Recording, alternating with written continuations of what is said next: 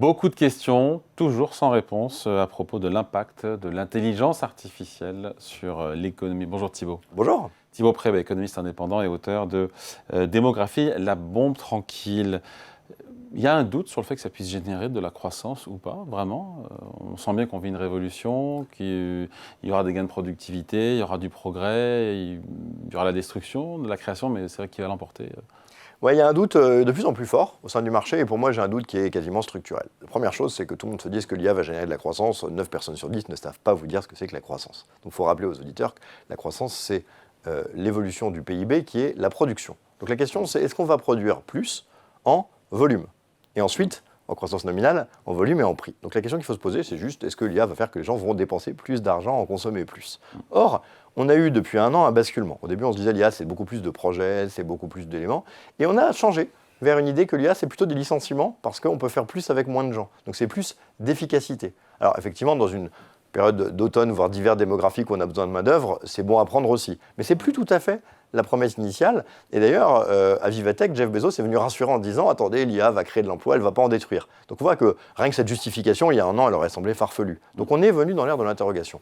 Moi, la question que je me pose, c'est est-ce que ça génère de la croissance tout court? Est-ce que c'est grave? Parce que la croissance, c'est ce qui sort des pays pauvres de la pauvreté, par le travail. Une fois qu'on est riche, est-ce que 0,2 de PIB en plus ou en moins, ça changerait quelque chose? Je ne sais pas. Donc là, je ne sais pas si ça doit créer de la croissance. Est-ce que ça va en faire? Moi, j'aime bien prendre cet exemple. Imaginons que demain, on place directement de la PlayStation 5 à la PlayStation 10. Ouais. On a un saut quantique énorme. Ouais. Pour autant, toutes les PlayStation sont vendues plus ou moins au même prix, ajusté de l'inflation, et les jeux à peu près au même prix. Ouais. Et donc, en fait, on a créé du progrès, on a créé de l'amélioration, on n'a pas nécessairement créé de PIB. Donc, en fait, Si, puisqu'on achète de nouvelles consoles. oui, voilà, mais vous avez un budget console qui est de 1 cinquième tous les 5 ans ou 6 ans. En fait, ça n'a jamais changé au fil du temps. Donc, en fait, votre contribution au PIB a jamais tellement changé, à part l'adoption, parce qu'on vieillit, parce que machin. Mais je veux dire, quand vous avez une amélioration très forte technique, il n'est pas nécessaire ou évident que ça va amener une hausse des montants produits et une hausse des prix de production.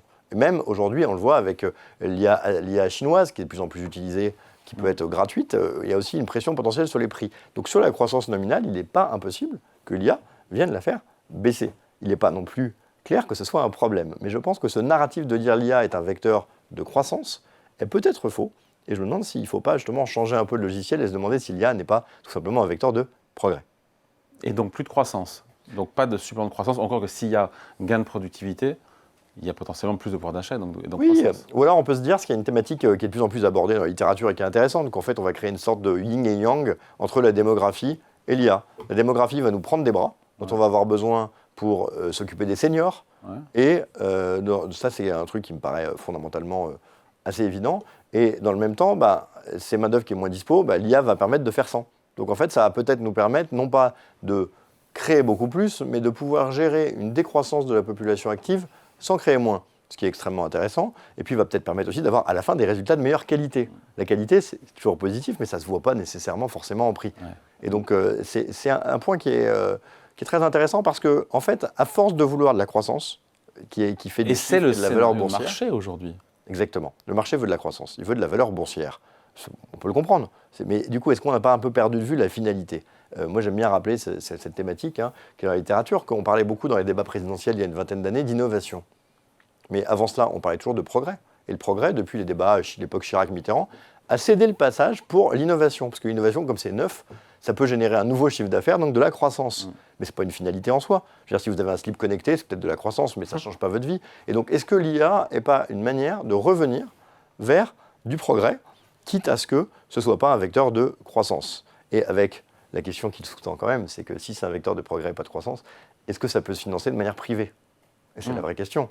Et puisque ça mérite aussi des valorisations aussi hallucinantes. Oui, et puis effectivement, si tout le monde va vers une concurrence très forte qui fait baisser les marges, on n'est pas sûr qu'à un moment donné, le modèle pour le financer derrière existe, ou en tout cas que ça génère de la valeur économique ou boursière. Moi, j'aime bien vous demander si on n'est pas sur un moment Free Télécom. Vous savez, quand Free Télécom, quand Free débarque, il move fort, vous savez, les forfaits à 2 €, tous ces trucs-là. Tous les prix de la téléphonie se sont effondrés au point qu'en France, on a les prix les plus bas dans le monde. Tant mieux pour les consommateurs.